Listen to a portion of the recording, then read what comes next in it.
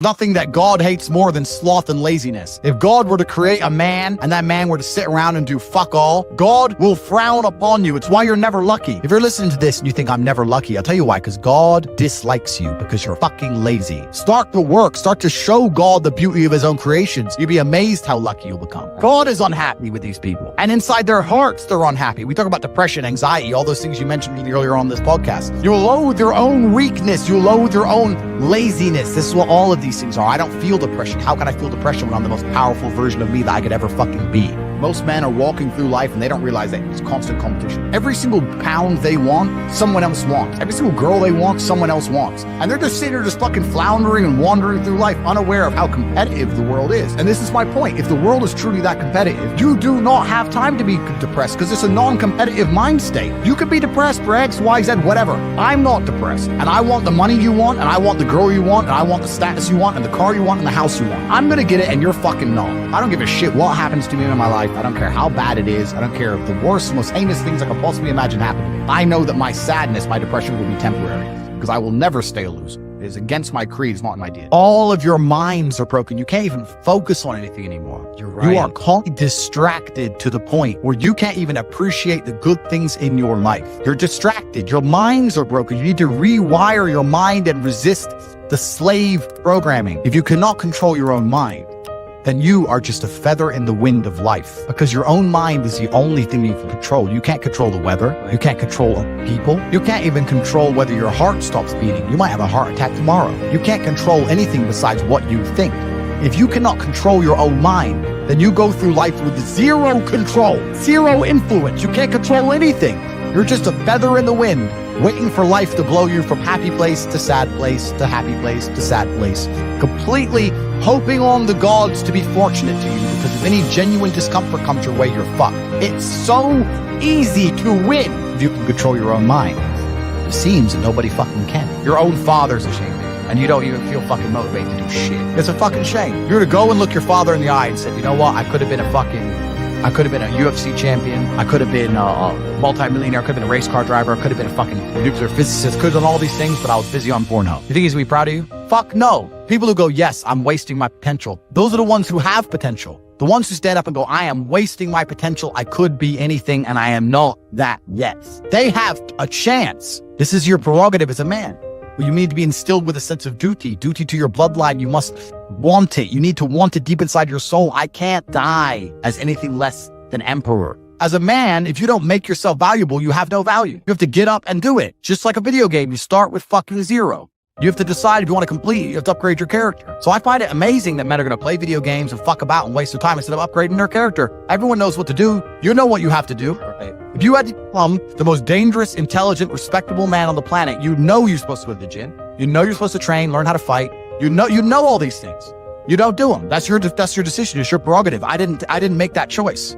I made the choice to do it all. I decided all. And every single man watching this can do the exact same thing, which is why I have very little pity when I do these streams and people think I'm arrogant or I'm rude to people. But if you made a fucking decision to be less than you should be, then I believe you should be mocked for that. And me as a man, when I put myself through hell, when I have had such exacting, such stringent standards for myself, why would I then have less exacting, stringent standards on the people I meet?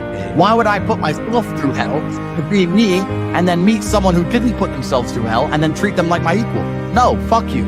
I suffered when you didn't. So you're not my equal because you decided not to suffer.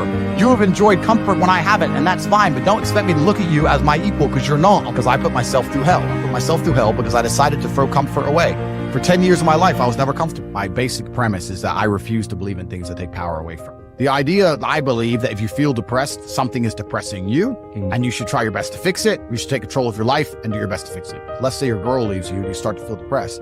But you believe in the idea of depression. You're now going to start diagnosing yourself as clinically depressed. Yeah. Self-hypnosing yourself into hypnotizing yourself into being clinically depressed. And it's amazing how you can speak things into existence. I cannot become depressed because I don't believe in it. Let's pretend I'm completely wrong, right? The best option, the best thing to do is still to get up, be an adult, control your emotions, be stoic, and do the things you're supposed to do day after day. Laying in bed and doing nothing is never going to be the best option. The best option is still to go to the gym, to work hard, to run your business, to be successful. So it doesn't matter. We're talking about the different positions on the chessboard. But if the rules of the game remain the same, regardless of the position you're still trying to win, you still have to do the same same things. So does it even matter at this point? If you come along and say he's depressed because of X, and he's depressed because of Y, and he's depressed because of Z, and the answer to all of them is still the same thing, then I don't give a fuck why you're depressed. Yeah, well, what I'm saying is you're playing a game, and it's a competitive game, and you need to build a mindset that allows you to be ultra competitive. And if you want to sit there and say, no, I want a non-competitive mindset, then fine. You know what you call people who do not win competitions? Losers, correct. It's just the bottom line of life. And